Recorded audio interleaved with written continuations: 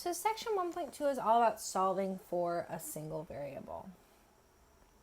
So a mathematical model is an equation used to describe a real-world situation. So for example, the formula for finding an area of a triangle is this, where A is the area, is 1/2 the base times the height. So if I have a triangle, my area is going to be 1/2 the base times the height of the triangle. Now this equation is currently written in terms of A, but given a mathematical model, we could solve for any of the variables. We could solve for B, we could solve for H. So why don't we go ahead and solve the formula for B? So what means what I want to do is I want to isolate B. So I have A equals 1/2 BH. So the first thing I want to do is I want to move the constant, and I can do that either by dividing both sides by 1/2 or multiplying both sides by 2. That's what I'm going to do because I don't want to divide by a fraction. So I'm going to go ahead and multiply both sides by 2 because 2 times 1/2 becomes a 1, and that cancels out my fraction.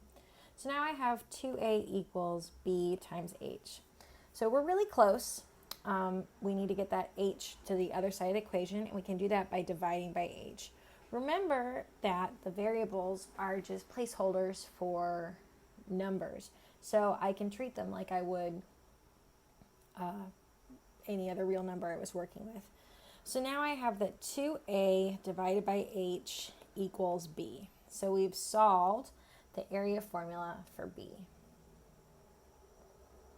So why don't we go ahead and solve a few more formulas for specific variables. So I have I equals PRT, and I want to solve this for P. So in order to get P by itself, I'm going to have to divide both sides by R and both sides by T. So I can go ahead and divide by RT. That means that P equals I divided by rate times time. All right, here we have the equation for the perimeter of a rectangle, right? We've got a rectangle. It has its length and its width. So the perimeter, walking around it, would be 2 times the length and 2 times the width. And I want to solve this for L. So the first thing I'm going to need to do is get L by itself. So I'm going to subtract 2W from both sides. That gives me P minus 2W equals 2L. And now to isolate L, I need to divide both sides by 2. So I get L equals P minus 2W over 2, or if you wanted, it would be equivalent to write this as 1/2 P minus W, right? Because a negative 2W divided by 2 would just give you 1W. These are both equivalent. Last but not least, what we're going to be doing mostly in this class is solving for y. So if I have 3x minus 4y equals 12, I want to get y all by itself. I'm going to subtract 3x from both sides. So I have negative 4y equals negative 3x plus 12. And the reason I put that negative 3x in the front is typically we like our terms containing a variable to be ahead of our constants like 12. Next, I divide both sides by negative 4. So I get y equals negative 3 divided by negative 4. That's a positive 3/4 x. And then 12 divided by negative 4 is going to give me a negative 3. So I solved for the specific variable that we wanted in all three of these problems. Next, let's take a look at this rate of speed word problem. I know word problems are everyone's least favorite, so I'm going to take it nice and slow, and the next couple of sections are over word problems as well. So let's say that Lauren, hey, that's my name, found that it takes 3/4 of an hour to drive the 15 miles to work. What is the average rate of speed given that distance equals rate of speed times time, or distance equals rate times time?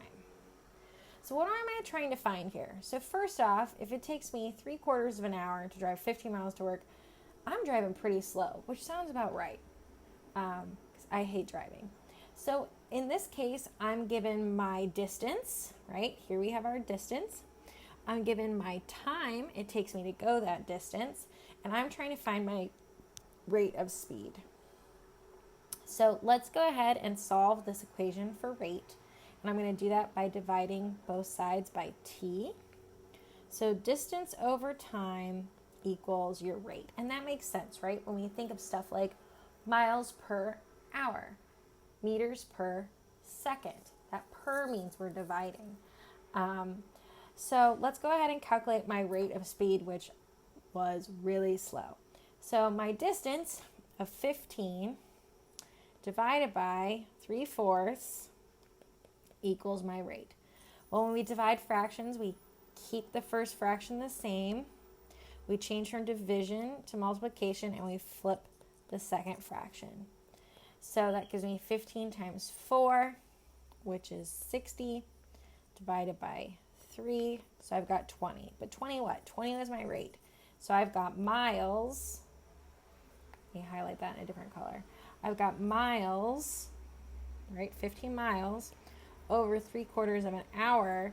So that's what we would call miles per hour, or mph. So I was driving 20 miles per hour to get to work, and that's why it took me so long.